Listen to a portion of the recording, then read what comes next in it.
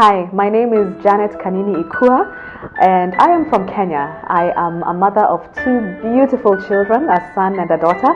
Well, I am a TV presenter and I just love presenting shows that send messages of hope and information to Kenyans.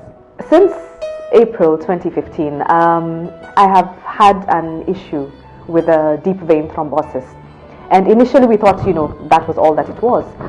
But it became clear as more blood clots formed frequently in my heart, in my lungs, and I was hospitalized twice. It became clear that there was something deeper going on. Now, to find the cause of this, unfortunately, we don't have the machine that really would give the best answer. That's a PET MRI scan. And so my husband and I, in September, decided that we need to come to India. We went through by the time we were coming here, we had gone through a 4-month journey in Kenya and still trying to figure out why I was sick. So when my husband decided, hey, you know what, let's just go to India, it fell upon him, of course, to make all the travel arrangements. And he had heard about different hospitals. I mean, so had I. People had recommended different hospitals to come to. But he did all the research online, checked to see where do those hospitals fall. And it was through that we got in touch with Doctors Beyond Borders. And that actually was a breath of fresh air. Because it's very confusing when you're a foreigner and you're trying to figure out things in another country.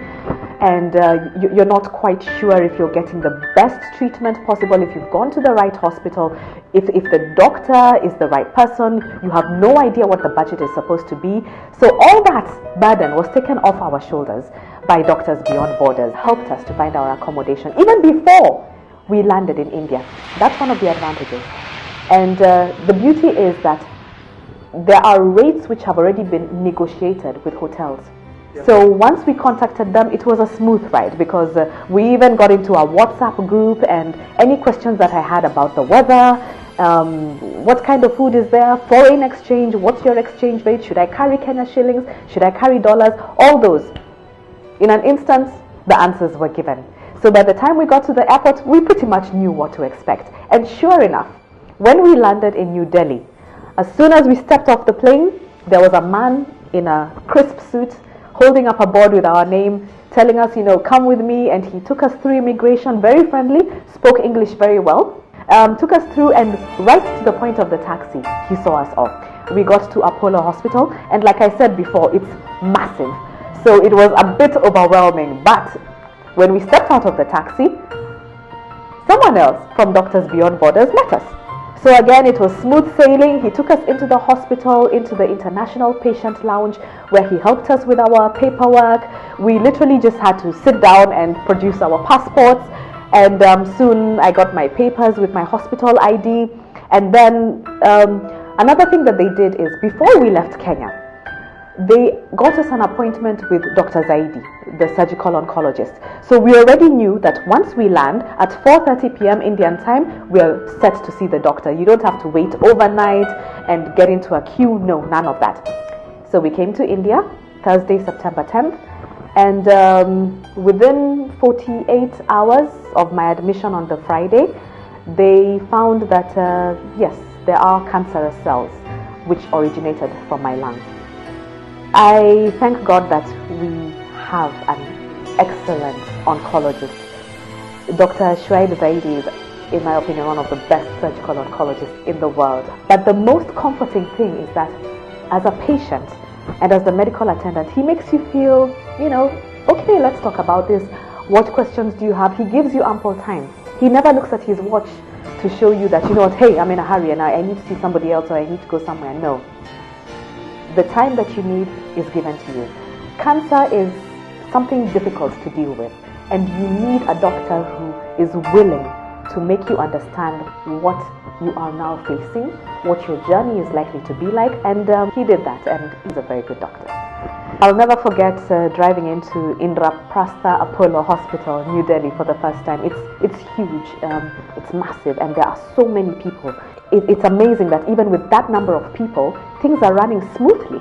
So that's one of the things I liked. The International Patient Lounge, wow, those people have really been helpful. When it comes to the nursing care, I was taken care of by some wonderful nurses who, especially when the news was broken that I have cancer, hey, the tears come. I mean, it's shocking news. But I met Christian nurses and they encouraged me. They told me, look, God is there. You got to pray about this as well. And we're going to do what we can. We're going to do our part. So all in all, I will say that the medical care is quite good. Well, all I had heard so far was stories about chemotherapy and the effects, and I could tell from people's shocked faces, when I told them that I have cancer and I'm meant to undergo chemotherapy, that they thought, oh my goodness, what is she going to turn out to look like and to be like? So I was admitted initially. The first time I was admitted, and a drip ran almost non-stop for 22 hours. But I call all my injection sites and all these markings that I have from treatment, I call them battle scars to show that I've gone through something, and hey, look at me now, I'm still here, alive and well. One of the things that I like about Doctors Beyond Borders, and here I'm going to talk specifically about Ekant because he's been with us throughout. He took us through the initial registration. Great, he's supposed to do that. When the diagnosis was given, about 48 hours later, he called to say, okay, how has everything been going? Told him about the cancer, and he always made a point after that of following up. There was really no reason for him to do that because now I was in the hospital, in the hands of the doctors, in the hands of the nurses, and they were telling us, now this is what you do from here onwards. But he went out of his way multiple times within 7 weeks to call, to come and visit. Me as a woman, of course, I needed tips on where to go and possibly do a little bit of shopping here and there, and he consulted and always gave me the feedback. So really, that is what I would call A, service with a smile, and B, service beyond self. And here we are, 7 weeks later, and about to go back to Kenya. It's been a good ride. Despite the diagnosis, it's been a good ride.